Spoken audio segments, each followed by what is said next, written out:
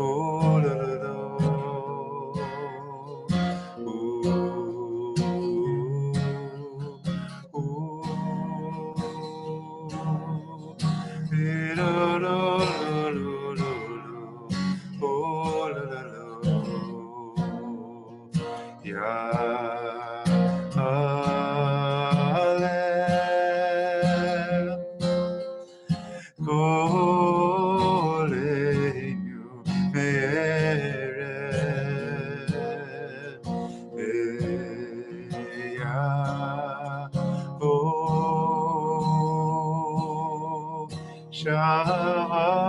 Seinu miboke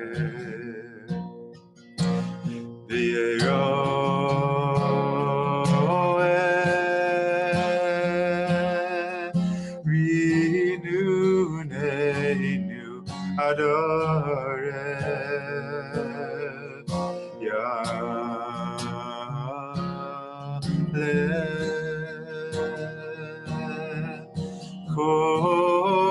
Kolenu mere Yale yale yale yale kolenu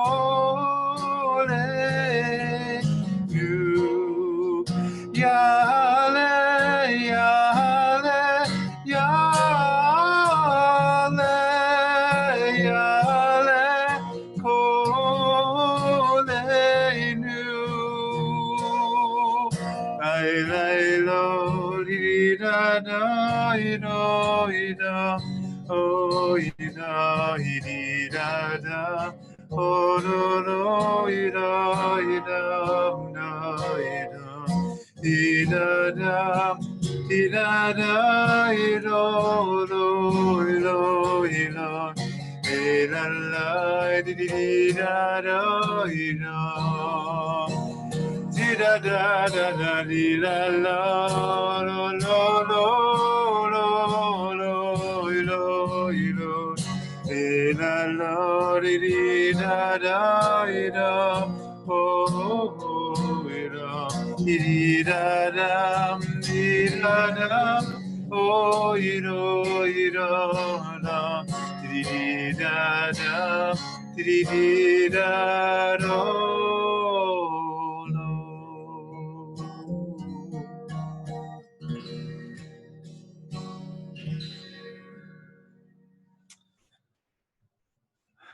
Well, hi, folks. Thank you so much for joining. So nice to see you tonight. I'm seeing many of your faces and names, and this is wonderful. So I just want to say, first of all, thank you to Bachi, who's moderating this on Hadar's end, and thank you to Bob Weisenberg, who's been doing a fair amount of support work and helping to get people here and on the same page.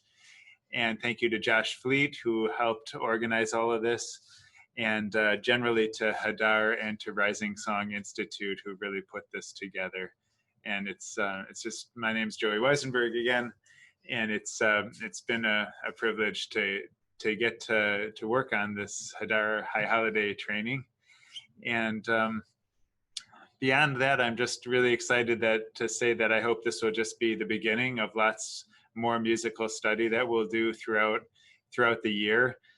In some ways, the High Holiday training is just a door to open to all of the study we might do, and we have many more initiatives coming up afterwards that we hope you'll join and continue to learn with us, and even stick around for next year's High Holiday training, because we'll be doing this every year. Because I would just say, for those of you who are feeling a little bit daunted by the amount of material that one could learn for the High Holidays, and much of which is on the site, you know, I think I've mentioned this to you before, but my teacher, Noach Shaul, I would always go I'd always call him. He's about 2.5 generations older than me, and I'd always call him right after Rosh Hashanah or right after Yom Kippur, just to say thank you for everything he had taught me, because I had just used a lot of it. And he would say, he'd say, "So how did it go?" and he was, by the way, like just one of the meanest teachers I've ever had, and he's the best teachers also, but I'd say, well, it went okay, give me a few more years and I think I'll get there. And he says, for you, 40. And so basically the gist is that this process never ends. We'll be back to study the high holidays again next year, and so whatever you can glean for this year is good, and whatever you can add to it going forward is good. I hope that we'll get to continue the study together throughout the year and next year. Okay, so what I'd like to do is just to ask Bachi to repost in the chat. If you look in the chat, you'll see a link to a source sheet, which for those of you who have to give words about Torah this year, I've prepared your Devar Torah for you. Actually, I prepared 4 of them. And there's 4 subjects, but what I'd like, I know not everybody here can read and can see the source sheet directly, but we'll read and tell some of these stories out loud as we go as well. Okay, what I'd like to do now is just to ask everybody to just take a look for 2 minutes, just look over the sheets, okay, as if you're cramming for a college test.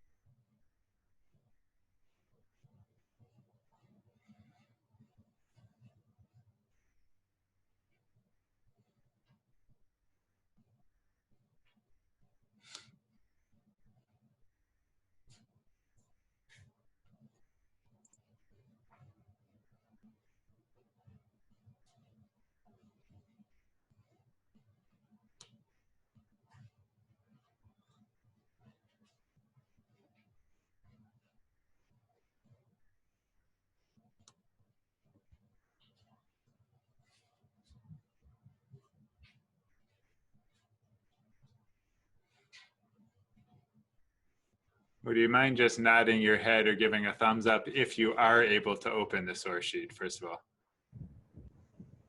Okay, so it's available. Okay, good.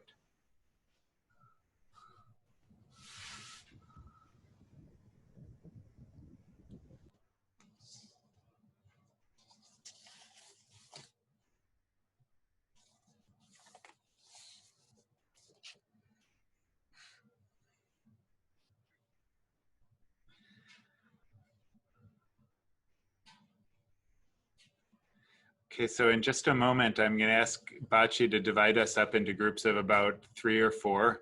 I think maybe 4 might be a good idea because there are a number of people who may or may not be unmuting.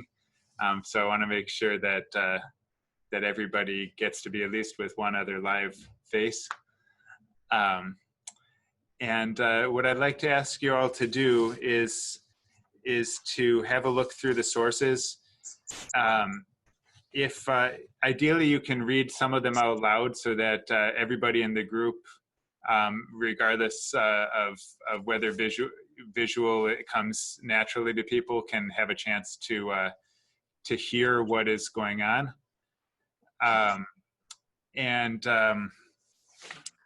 Pick one of these sources that you've just glanced through and just get to know it. And just try to understand what's going on in that source. That's really it, just one. Okay, we don't have to deal with all 7 pages. But there might have been one that's caught your eye as you were scanning through, and you say, I'd like to look at that. And then, if you have time, look at the other ones in that section so that you see the ones that are kind of grouped around it, which are by these 4 themes. Rising songs like Ya'ala that we just sang, and some sources about the shofar, which is one of the major musical instruments, and then some sources about musical brokenness and how it relates to music and to davening. Okay, and then some about the harp. which I like. Is not exactly a Rosh Hashanah or Yom Kippur instrument, but one that I feel is a good counterpoint to understand the shofar better. Okay, so Bachi, would you please automatically? By the way, if you don't get, if for some reason you don't get into your breakout room, which I think you have to click join to get into, but if it doesn't work, then you'll end up on this page staying here, and you'll just have a big group that works together with whoever doesn't make it in. Okay.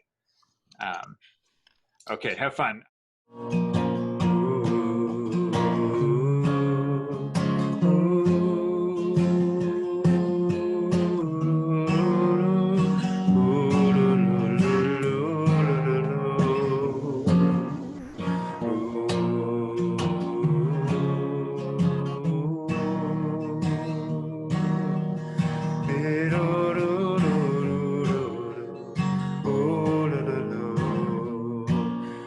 So I know you all are, unfortunately, we can't all really sing together right now, but if you wouldn't mind, just join me from where you are. And even if you can't sing, if you can just move back and forth a little bit, or some way that we can all feel each other's power a little bit, or, you know, make whatever it is that you can do that lets us know that you're here with all of each other.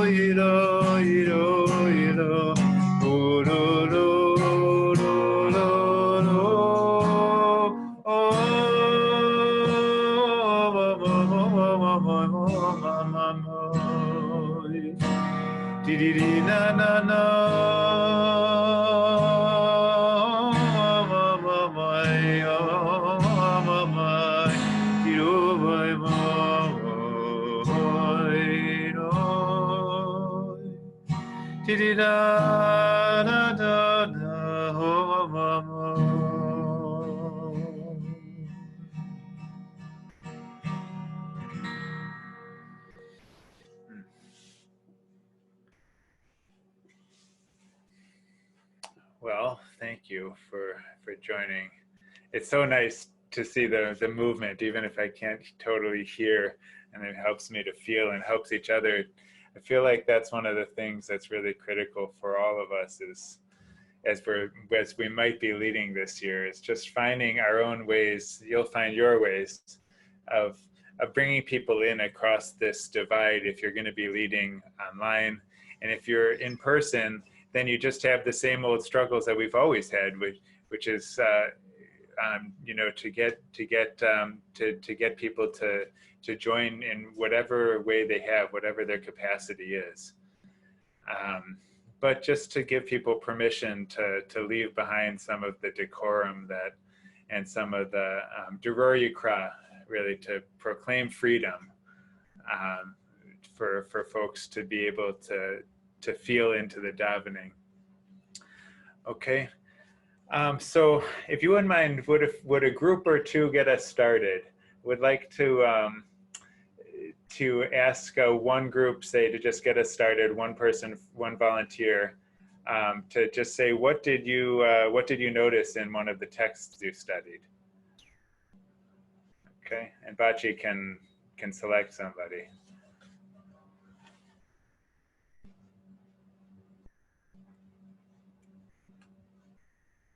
And maybe you can raise your hand if you are willing to say something.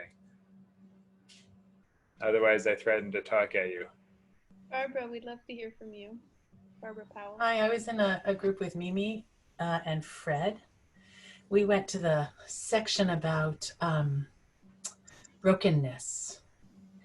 And the first text about the items that sounded sweet but needed repair, once repaired, didn't sound sweet. And then the repairs were removed and they returned to their sweet nature. It reminds me a bit of this story, don't we have, of the flaw in the diamond, and eventually the jeweler carves a rose inside where the flaw is instead of fixing it. And the king, who of course owns the diamond, is like struck with the beauty. So that thread of brokenness being powerful and being beautiful, it really struck us all. Later on, we quickly read at the end as we were having to leave the room about that there are some gates that are only open to tears, that are only open to song, that are only open to light. And different heightened states we can be in, I think, can bring us to the gate in a way we hadn't expected when we are our normal self. So I'll stop there. That's beautiful, Barbara. Thank you. That's just such a nice summary. It's amazing to me that even back in the days of the Talmud, I don't think I have this source here, but the Talmud already, the Gemara already says that the gates of prayer are closed. It's a little bit sad. It's like the gates of prayer, people, it's already done. Like we can't even really succeed with the tefillah anymore.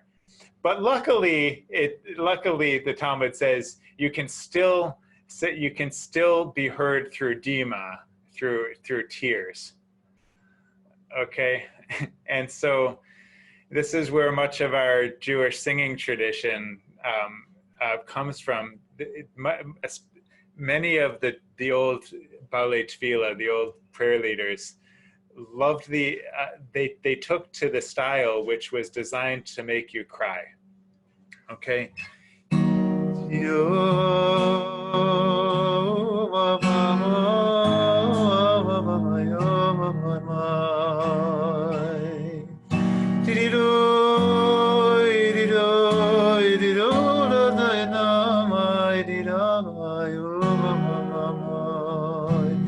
If you listen to the folks who are our grandparents and great-grandparents, it was normal for them to sing in such a way, to sing in a way that was designed to bring out tears, to get us to feel brokenhearted. Because that brokenness, we even say it a lot of times on Yom Kippur, Rachamana, it says, like, have compassion for your broken-hearted people. Am Tefirei Lev. The people are supposed to be broken-hearted, and that's supposed to be a good thing, because not only have we gone through many travails and challenges, like many other people's, but ours, we record them very carefully. But that that we're supposed to actually take that state of brokenness as being, on the whole, a good thing, because it allows us to, if you can break your heart and feel the tears, you can also feel the joy in the song. And so that's where it says, Hazorim bedima berina yiksoru, that those who sow in tears should reap in song, or should reap in joy, will reap in joy. And some say that even those who sing while they're crying are able to reap, is another way of actually literally translating it. And you know, so some of the old cantors took lines from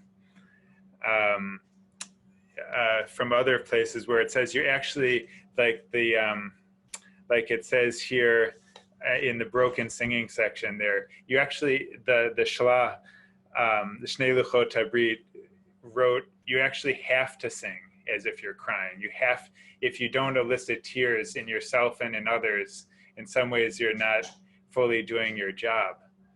Okay, and that, yeah, because there were these three palaces. One was the palace of, according to the Zohar, one was the palace of tefillah, and that was already closed off. That's the palace of prayer. But the palace of Dima, of tears, is still available. But luckily, right next to the palace of Dima, of tears, is the palace of song. And you can still access both of those palaces.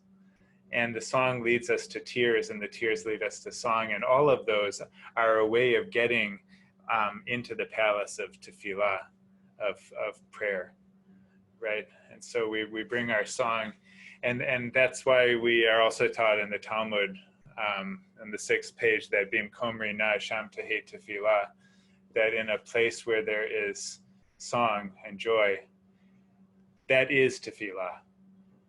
Okay. So, you know, this is, I love the teaching you brought up, Barbara, this story from the Talmud that teaches that there was a flute that was in the temple, and I can't tell the whole story as dramatically as I'd like to right now, but that the Shlomo HaMelech, the smartest, wisest of all people, who kept making mistakes, and if he made mistakes, all the more so are the rest of us going to make mistakes. He said, we need to coat that flute in gold, you know, and when he coated it in gold, even by the greatest artisans, the flute didn't sound good anymore. So he had to strip it off back to its simple state. And once it got back to its simple state, then it sounded beautiful again. That flute, by the way, was the flute that Moshe Rabbeinu, that Moses actually had played on when he was a shepherd, according to the Midrash. Okay, and so similarly, there was the tziltzal, the cymbal, and the cymbal had a big crack in it, but that cymbal was played by the great conductor named Asaph, who used to conduct all the music in the temple. And Asaph protested and said, you shouldn't coat the cymbal with gold. It sounds really good as it is, king. And the king said, who are you to tell me what to do? I'm Shlomo HaMelech. And he goes in and orders the great craftsman from Alexandria, which didn't yet exist. And he said, fix up that crack. And as soon as they fixed the crack, it didn't sound beautiful anymore. And Asaph was right, and you know, the musician prevailed. And in the end, which is, you know, another inspiring story, but eventually the king had to order the craftsman to come back and put the crack back in it, and then it sounded good again. It rang out with its pure beauty. Right, and so I think that's what we're hoping to do this coming high holidays, is to strip away all of the artifice and all of the masks that we're wearing that are holding us back from the sort of simple reality of what we are, which is the most beautiful. Taryn. In the words of Leonard Cohen, there's a crack in everything, and that's how the light gets in. Absolutely. Yeah. Okay, was there another group who noticed a different text? And could you raise your hand and share a little bit? Yeah, Mark. Great. Actually, Just speak up if you don't mind. I'm sorry. Perfect. I guess it was a realization that I had looking at the the piece about, and I don't remember the Hebrew or Aramaic word about the vessel that King David, and I may be now misinterpreting it, chose to ignore, didn't want it. But then it reminded me of klipot, shells, shards of the vessel that in God's wisdom or mercy, God by necessity decides to litzamtzem, to contract, and the vessel breaks forth, and it's the same thing about brokenness, and that that in order to rectify our brokenness, David inspires us that we need to climb the madrigot, to ascend. And yet through all the other pieces, again, as you've pointed out, it's our imperfection by definition that makes us, in a way, that makes us holy. And from which is the still small voice that is our soul and the source of our healing, and the compassion not only that we give to others, but that we give ourselves to be who we are, to be imperfect. And that is the source of our kedusha and our healing. Amazing, beautiful. Thank you, Mark. Yeah, just tell the story, if you don't mind, that Mark was alluding to, which is on the first page. This is one of my favorite stories, and I first heard it from Rabbi Aviva Richman, who is a teacher, one of my favorite teachers in the world, and teaches at Hadar. And she taught me this story, and it goes like this. It comes up in a few different places in the Talmud. Do you mind if I share it with you? Thumbs up, thumbs down. Okay, great, thanks. So it says that David HaMelech, that David the great king, that he was trying to find the place where he should establish the temple. He didn't actually get around to building the temple or finishing it. That was left to the other side of the story, which was Shlomo, his son, who put the gold on it. But before there even was a temple, David had to pick the place where it should go. And so he was going to lay the cornerstone somewhere. And the cornerstone had to be not just in any place, but it had to be in the most powerful place in the whole world. Okay? And not just any place in Jerusalem, but in a particular spot. And that particular spot was the place where the original Tehom, the original chaos of the world, was contained. Okay? And so he had to make sure that it was the right spot. And so he dug a little bit, and he's like, I think this is the right spot. And he digs down 100 cubits, 200 cubits, 300 cubits, 400, 1,500 cubits he goes down, okay? Because he wants to make sure that there'll be proper drainage for something that I don't really want to discuss that was going to be drained later on, okay? And when he got down to 1,500 cubits, there was a little teapot standing there. And the teapot says to the king, because teapots talk, the teapot says, I recommend you don't throw me. You don't move me. And David HaMelech says, I'm David the king, and you're just a little teapot. Right? All these kings make this mistake all the time. And the teapot says, just the same, I recommend that you don't move me. Okay? And meanwhile, David the king picks up the teapot and chucks it. And immediately what happens? The Tehom, which was contained in that very spot, the original chaos of the world, immediately erupts from that spot. Okay, that little teapot was holding back all of the chaos of the world. Okay, and the Tehom starts to rise like a giant volcano, and it goes 1400, 1300, 1000, 900. It's coming up, and it's about to explode over the top of the world and create a gigantic mabul, a gigantic flood that cannot be contained of the original chaos of the world. And David is like, oh no, this is not good.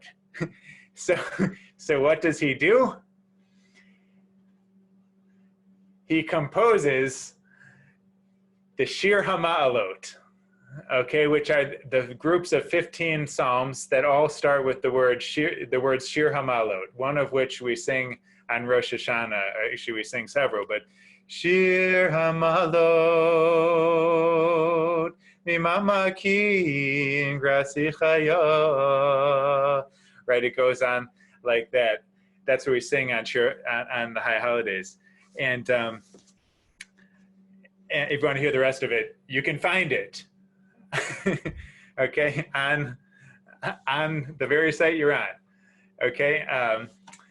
Anyway, he quickly sings these 15 psalms. He composes them on the spot, and for every single one he sings, the Tehom recedes back down 100 cubits. And at the very end, he finishes his 15th psalm that starts Shir HaMa'alot, and he picks up the cup, the teapot again, and puts it back on the spot and says, phew. Okay, so in this case, the chaos of the world, the overflowing of the world was stopped by song. Okay, but the Talmud is, as you know, the Chachamim, the sages, were not content with such a simple story, because they said there's a flaw in the story. They said, how could it be called Shir HaMa'alot, the song of rising, if actually when it was sung, the Tehom went down? And so they retold the story. And they said like this: David HaMelech started digging, and very quickly at the top, he finds the teapot. And same story, he chucks the teapot, and then immediately the Tehom starts to descend. Okay? And what happens when the Tehom goes all the way down into the earth? You might be guessing it. If the Tehom goes down into the earth, then the whole earth dries up and it becomes a shriveled, drought-ridden earth. It loses its juiciness. Okay? And so it's like, it goes like this, and it goes down 1,500 cubits. The whole earth is about to dry up when he quickly decides, I better compose some psalms real quick. And he composes his 15 psalms that start Shir HaMa'alot, and the Tehom rises back up, and he puts the teapot on, and the story's over. So either way, to me, this story is startling. And one of the things that's startling about it is that something as small as a teapot could control all of the chaos within.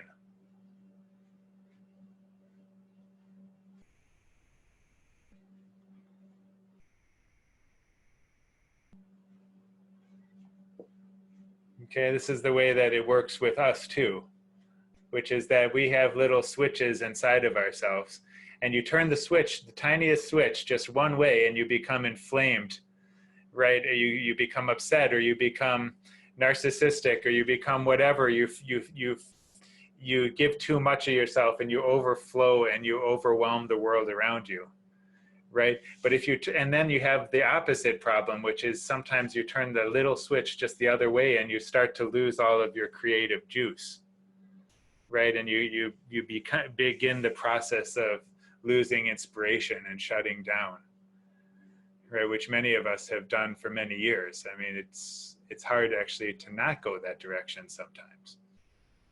Okay, and what's amazing to me here is that the Shir Hamalot, the songs of rising and or descending, the songs themselves are the very essential components that keep us in balance.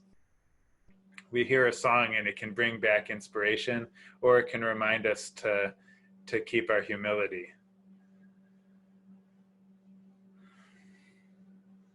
You know, so I guess I'm bringing that up because I hope that, you know, when we sing songs like Ya'aleh, or when we sing, which means let our voices rise, right? Let our deepest, if you look at the very first page in the song I've been singing a little bit today, you know, the Ya'aleh, which is the piyut that's sung right after Kol Nidre.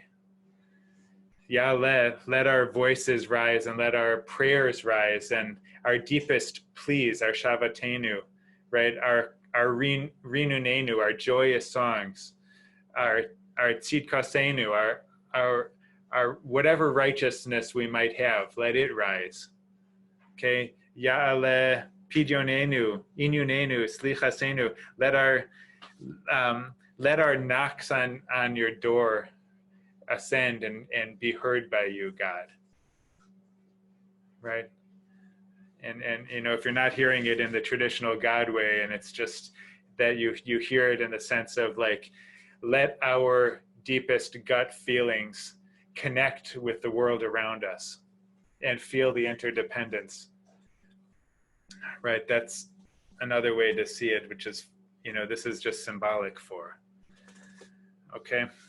So, and if you're directly singing Shir Hamalot, when it comes up, it's this sense also of Shir Hamalot, Mimama Kim Krati Chaya, from the deepest depths, I call out to you. This, just like David was digging a deep hole, for many of us, we dig deep, deep holes. And it's thought all the time that when you dig a bore, which is very similar to the word be'er, that when we dig deep to find a well, a be'er, a bore is a hole. And when we dig down very far to find the water at the bottom of that hole, and the water in Jewish tradition is the Mayim Chaim, is the Torah, which seeps down from Gan Eden on a daily basis, from the Garden of Eden. Okay, and it seeps in and we dig down to find it. And, you know, the way that I see this whole process of descending in order to ascend, which is called in the Kabbalistic literature, Yerida L'Tzorech Aliyah, where it's like a pulling back of the bowstring before letting it loose. Okay, and you pull it back, and you have to pull really hard and dig that hole very deep, and then when you let it go, it can actually ascend, it can rise. Okay, so our songs don't only go up. Sometimes we have to dig down deep in ourselves in order to find the turning point, and that's the tshuva. That is what it's all about right now. That's the turning, the tshuva. Okay, thank you for letting me say all these things. Would one other group share a place that you had a bit of something you had studied, if ideally from a different section? All right, Eva. So our group talked about the shofar. We didn't get through the whole reading, but we read the first part, which is about the great shofar sounded, and then there's a still small voice. And what strikes me now, I didn't think of it at that moment, is that the shofar is very loud, but what we're really going for is to hear the still small voice, which is actually something that happens inside, and it's very soft, whereas the shofar is not soft.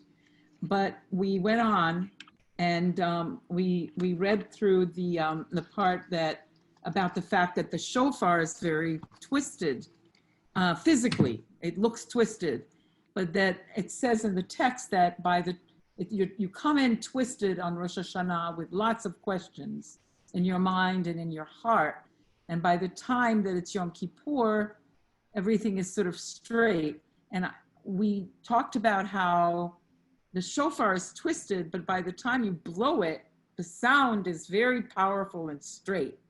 Even though, you might have the different sounds, but they're very, very intentional and pointed. So we talked about how during Yamim Noraim, the days of awe, the days between Rosh Hashanah and Yom Kippur are really days of introspection.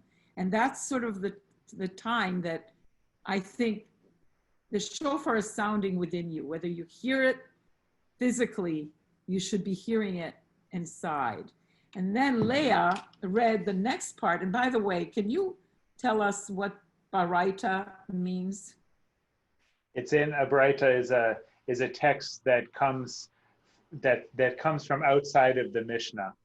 Ah, okay. Baraita literally means outside of, but it's a text that's taken very seriously, but it's just not exactly the primary text that the Gemara was commenting on in the Mishnah. Right. So Leah was good enough to read the part about, if you, like what you were talking about, if you put gold on it and if you try to make it what it's not, then it's not kosher. So what makes it kosher is the way that it really is, right? The way that it comes naturally. And that's as far as we got. But I want to read just one sentence to you, which comes from the Baal Shem Tov. And it says, in the place of the king, there are many chambers, and each one needs a different key. There is one key, one instrument, however, that can open all the doors, the axe. The shofar is an axe. When a person passionately breaks his heart before the Almighty, he can smash any gate in the palace of the kings of kings. And that's the Baal Shem Tov.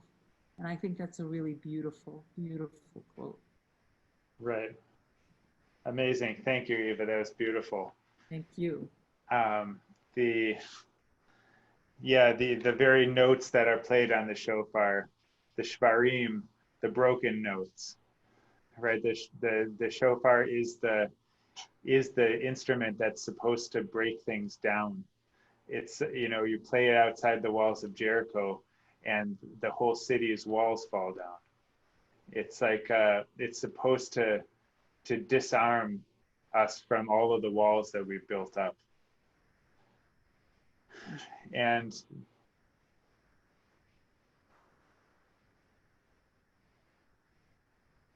you're right when Eva, like that's the way I see it also, is that we're in Unatana Tokef, which is the central prayer of the High Holidays in some ways. And it says, Uve shofar gadol, the big shofar, Yitaka is heard, B'kol Demamadaka Yishama.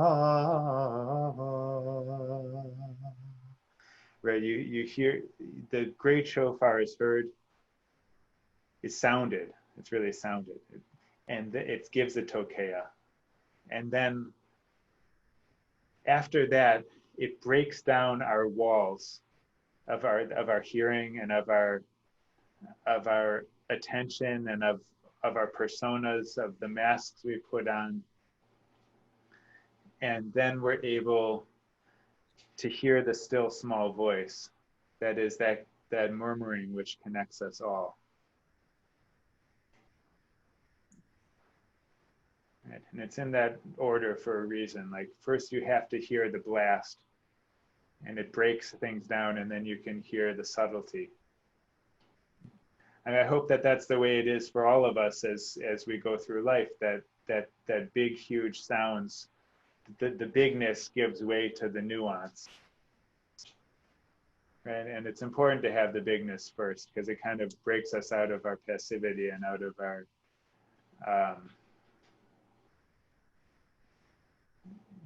it breaks us out of our nonchalance, right? And then we're able to, breaks us out of our irony, and it breaks us out of our sarcasm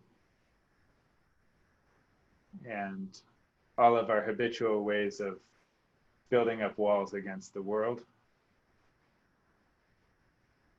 And it's there to allow us then to hear the subtle river of song and of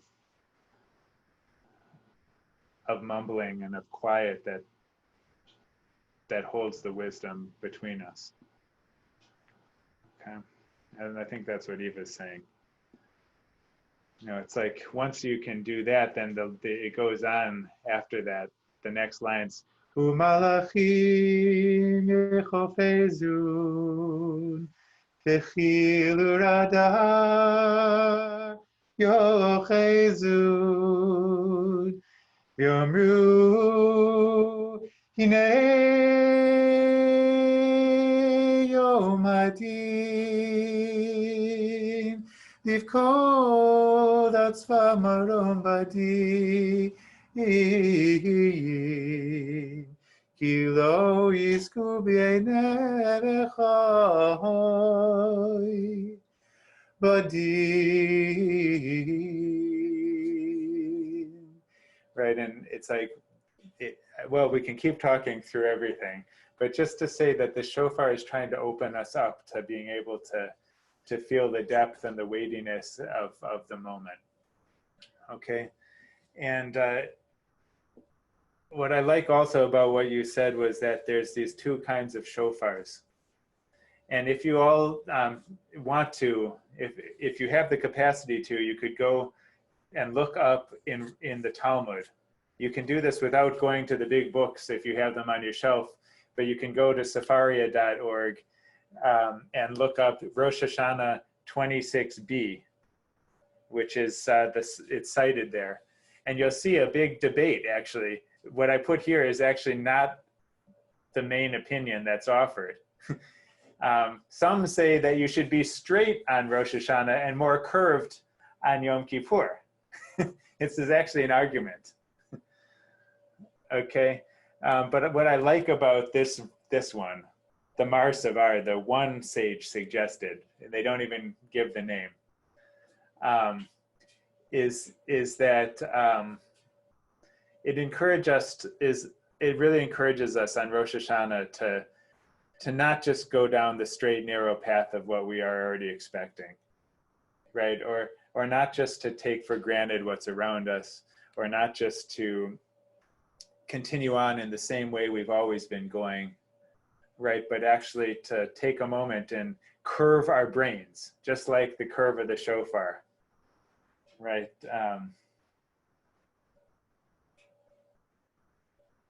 Yeah, and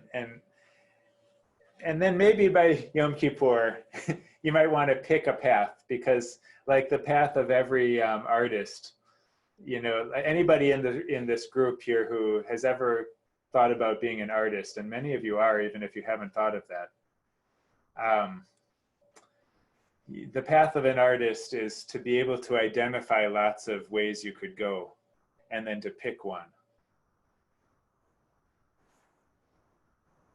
Right? Because there's actually not enough time as an artist to do all of them. So you pick one and you kind of go with that. Right? So I think this is what it's saying in this passage is, take the time to open up the possibility to curve out of whatever habits you're in your mind. It might even be 180. It might be a complete tshuva, a complete turnaround. Okay? But by the time that it comes along,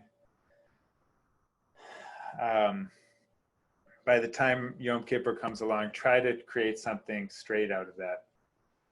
Okay, try to make a choice. And that's why the people of Israel are called Yisrael, which means Yashar El. According to the Sfas Emes, the Yashar El, meaning upright, upright and straight. Okay, and it also means Yashir El, which is the people who sing to God. Okay, so as we sing, we're trying to create a sense of uprightness. And all that is the literal meaning of Yisrael, which is people who struggle with God. You know, just like Jacob was struggling with the angel when he got the name Yisrael.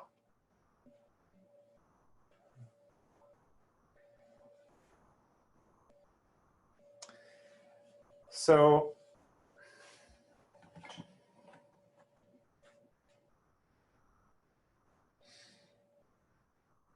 I want to say thank you to all of you for taking the time to study, both just now in this last hour, and possibly also in the last few months, and possibly and hopefully especially in the next month.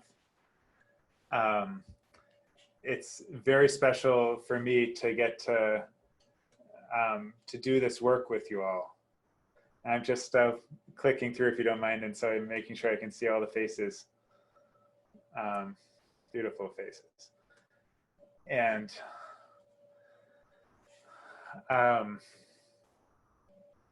we'll be continuing to study music all year long together. We'll be, even after Rosh Hashanah, there's lots more things to study, and we'll be doing that throughout the year, continuing some webinars like these, and you're already enrolled, so we're glad you're here. And again, I want to thank Bachi, who has been moderating today, and thank Bob Weisenberg, who has been responding to lots of support calls and helping to let you all know that this is happening. Really, thank you so much to my dad. And I wanted to thank Josh Fleet, who's also put a lot into this, and Morty Labaton from Hadar. And just generally to thank Hadar, who's really inspired me, the organization, the yeshiva in New York that I attended. I've learned a lot of Torah through Hadar, and I want to thank the Rising Song Institute and all of its sponsors who are helping to put music and musical ideas into the world. And would love to continue this journey with you all, both on this site and through risingsong.org. And look forward to hearing how it went.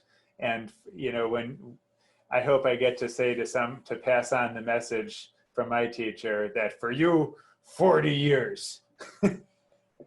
That it would, you know, just to remind you that that in case you go back and you decide you're going to start learning how to sing Unatana Tokef, and this is your first time doing it, or if it's your 15th or your 20th or your 30th or 40th, 50th time doing it, that it really does take a long time to learn. And so don't be disheartened if you only pick up a little schnoodle this year. Okay, because it takes a long time, a lot of focused effort, and really, really anything that you can learn will be a great merit to your community, and or to your family or whoever you're leading. And I really believe in the approach, just to put it out there, I really believe in the approach of learning one thing and just doing one thing beautifully. You know, so rather than if you're in the position and you're having to choose, should I do 75 things and barely make it? Or should I do one thing and learn the heck out of it and just try to make it special? And that's what my contribution is this year. Go for the one thing, if you need permission for that. Okay, obviously, it's good to take it all on and do that if you have the capacity.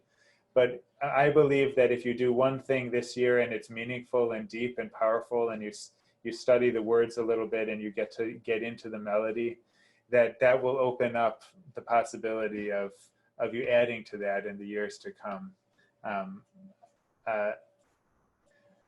Bis 120 until 120. Okay, so thank you again, and feel free to be in touch with us, and I look forward to hearing how it goes after the holidays. Okay, bye.